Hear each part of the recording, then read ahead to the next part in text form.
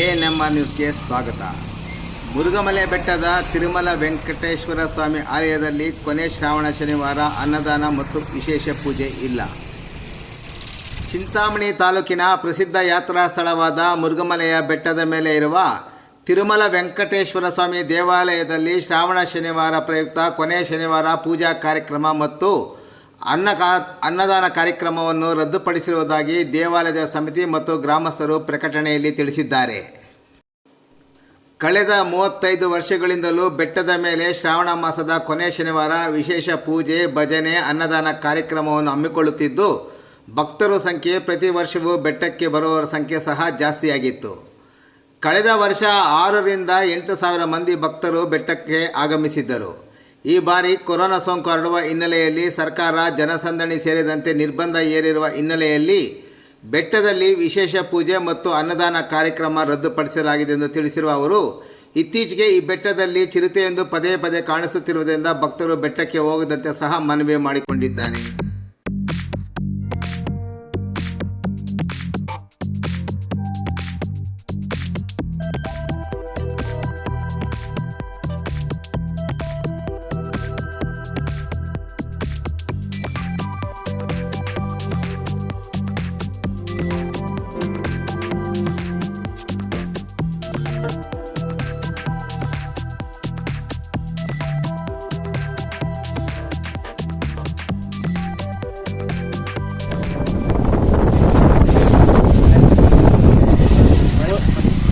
ಮುರುಘಮಲೆಯ ಶ್ರೀ ತಿರುಮಲೇಶ್ವರ ಸ್ವಾಮಿ ದೇವಾಲಯದಲ್ಲಿ 35 ವರ್ಷಗಳಿಂದ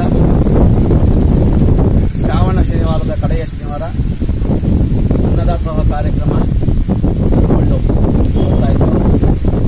ದಿನೇ ದಿನೇ ಭಕ್ತಾದಿಗಳು ಹೆಚ್ಚಾಗಿ ಹೋದ ವರ್ಷ ಅನ್ನದಾನ ಸಮಯದಲ್ಲಿ ಸುಮಾರು ಒಂದು 6ರಿಂದ 8,000 ಜನರು ಸೇರಿದರು.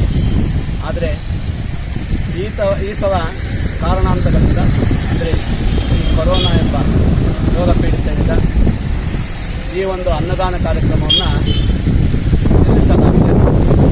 ಹಾಗಾಗಿ ಭಕ್ತಾದಿಗಳನ್ನ ಸಹಕರಿಸಬೇಕಾಗಿ